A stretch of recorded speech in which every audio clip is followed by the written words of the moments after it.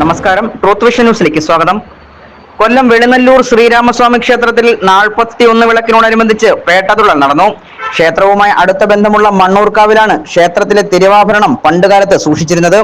ഇതുമായി ബന്ധപ്പെട്ട ഓർമ്മ പുതുക്കുന്നതിന് വേണ്ടിയിട്ടാണ് എല്ലാ വർഷവും 41 വിളക്കിന് മണ്ണൂർക്കാവിൽ നിന്നും പേട്ടതുള്ളൽ നടത്തുന്നത്.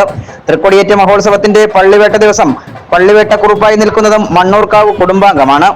ക്ഷേത്രോപദേശക സമിതി secretary B Harikumar, joint secretary Sundaresan, ക്ഷേത്രോപദേശക സമിതി അംഗം അഖിൽ UK, മുൻ ക്ഷേത്രോപദേശക സമിതി രക്ഷാധികാരി ജി ഹരിദാസ്, മുൻ ക്ഷേത്രോപദേശക സമിതി അംഗം R അനിൽകുമാർ, മണ്ണൂർ കുടുംബാംഗങ്ങളായ രാമചന്ദ്രൻ പിള്ള, രാജു, ചന്ദ്രൻപിള്ള, ബി രാമചന്ദ്രൻ എന്നിവർ പേട്ടതുള്ളലിന് നേതൃത്വം നൽകി.